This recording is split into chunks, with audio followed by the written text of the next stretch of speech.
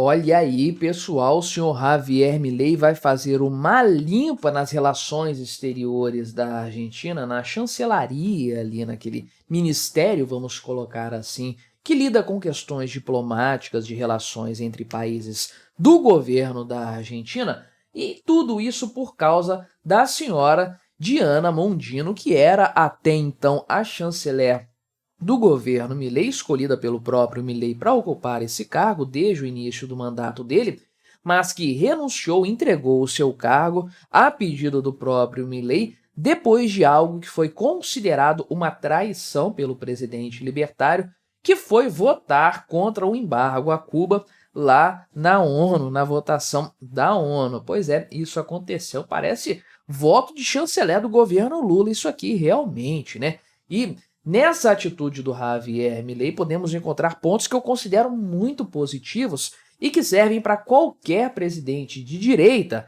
libertário ou não, levar em consideração coisas que eu acredito que o Bolsonaro errou lá atrás e que certamente o Javier Milei estudou essas possibilidades e seguiu algo que eu considero o caminho correto, de fato, para evitar qualquer tipo de sabotagem em seu governo.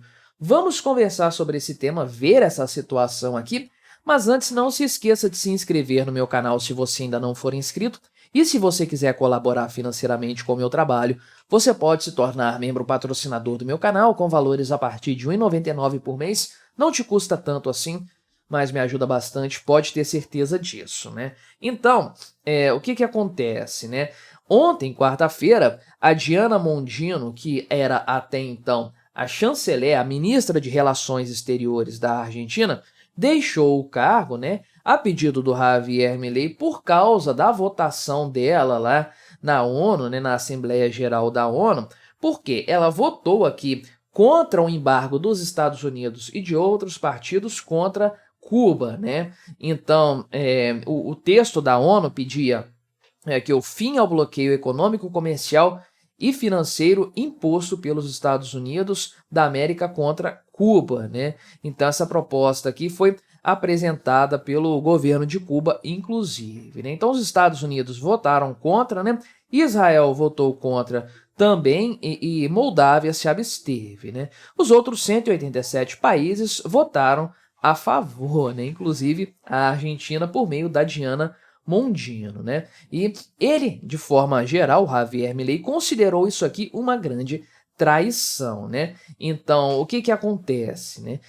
A ideia de proximidade do Javier Milei com os Estados Unidos, com o Ocidente de forma geral, e o distanciamento da praga comunista socialista da América Latina, a questão do Foro de São Paulo e tudo mais, é uma nota muito importante do governo dele. Ele foi eleito com essa pauta, não só com a pauta econômica, com a pauta do alinhamento político com o Ocidente, não com essa praga que condena a América Latina ao subdesenvolvimento, à pobreza eterna, nunca sai do lugar por causa disso. Então é algo muito importante e é um dos princípios basais do governo Milei. Por isso, sim, uma traição o que a Diana Mondino fez nesse sentido aí, né? Então, o governo da Argentina lançou um comunicado falando aqui, né, que se opõe categoricamente à ditadura cubana e se manterá firme na promoção de uma política exterior que condene a todos os regimes que perpetuam a violação dos direitos humanos e as liberdades individuais. Então, esse aqui é um fundamento básico do governo Milei. A Diana Mondino, então, rodou, perdeu o seu cargo aí, e o senhor Gerardo Vertain, sei lá como é que pronuncia isso, que é embaixador atualmente da Argentina lá nos Estados Unidos, vai ser o novo chanceler da Argentina. Pegaram um cara logo da embaixada lá dos Estados Unidos para não ter risco nenhum nesse sentido, ou mitigar os riscos, pelo menos, né? Só que a coisa não parou por aí. Por quê?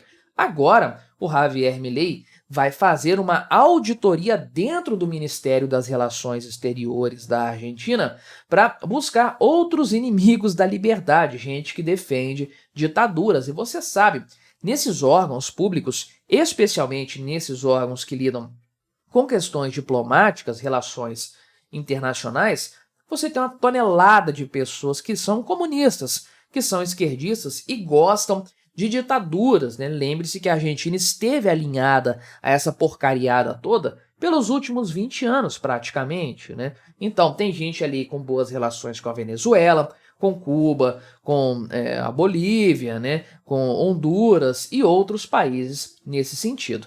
Então, na sequência do que aconteceu, o governo do Javier Milei anunciou que vai fazer essa auditoria aqui, né, no corpo de funcionários de carreira da Cancilleria, né, da chancelaria da Argentina, do Ministério de Relações Exteriores. Para quê? Para identificar promotores de agendas inimigas da liberdade, né? Ou seja, de fato, encontrar pessoas que são favoráveis a ditaduras, favoráveis a governos autoritários e que violam liberdades individuais. Então, né, em complemento a esse anúncio, a presidência da Argentina falou que está passando por um período de mudanças profundas e essa nova etapa exige que o corpo diplomático do país reflita em cada decisão os valores de liberdade, soberania e direitos individuais que caracterizam as democracias ocidentais, né? Não as ditaduras latino-americanas, as democracias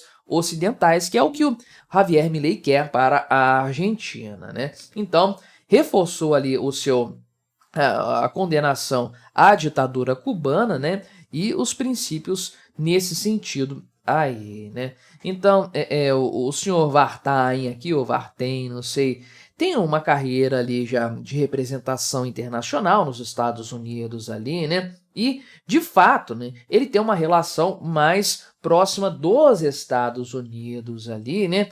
Já acompanhou o Javier Milei na visita que o presidente libertário fez aos Estados Unidos no ano passado, antes de assumir o mandato ainda, né? Então, cara, que parece ser mais alinhado de fato com o que o Javier Milei defende, com aquilo que ele acredita, né? E por que eu acho que essa decisão dele é acertada, né? O grande problema para mim do pessoal de governos de direita que são eleitos, principalmente onde a esquerda consolidou-se no poder por muito tempo, Argentina e Brasil são casos claros disso aí, é que parece que um presidente de direita, quando eleito, ele fica constrangido de seguir a cartilha esquerdista de governar, de aumentar o poder, de consolidar o poder e de se estabelecer. Então, fica com aquela coisa, vamos jogar pelas regras do jogo, vamos dar espaço para vozes divergentes, vamos incluir outras opiniões no governo. Balela, tem opiniões que não têm que ser incluídas, né? Opinião que defende ditadura não tem que ser incluída em governo nenhum. Que absurdo completo isso aí, né? Como você incluir opiniões que defendem corrupção, opiniões que defendem facções criminosas. Isso não tem que estar no governo. Opiniões que defendem doutrinação de crianças. Isso não tem que estar no governo. Então tem que fazer a limpa mesmo. E essa limpa começa sendo feita de cima. Quem tem poder para sabotar o governo no gabinete ministerial? Primeiro sinal, né? Primeira coisa que foi feita, corta logo da raiz, até para dar o exemplo para os outros. Porque se mantém essa Diana Mondino no cargo depois disso aí, mais coisas semelhantes virão e outros membros do governo vão se sentir à vontade para dar essa sacaneada no Javier Milei e nas suas pautas principais, nas pautas que o fizeram ser eleito, né? E aí é claro que ele agiu corretamente, então, limpando o problema logo ali antes que a coisa se esparramasse mais, cortando mal pela raiz. E a partir daí ele inicia o quê? Uma avaliação no Deep State, no estado profundo, funcionários de carreira, porque esse pessoal derruba governo, esse pessoal sabota, eles prejudicam, eles atrapalham, podem não agir de forma clara, de forma efetiva, né? Faz uma greve ali, uma coisa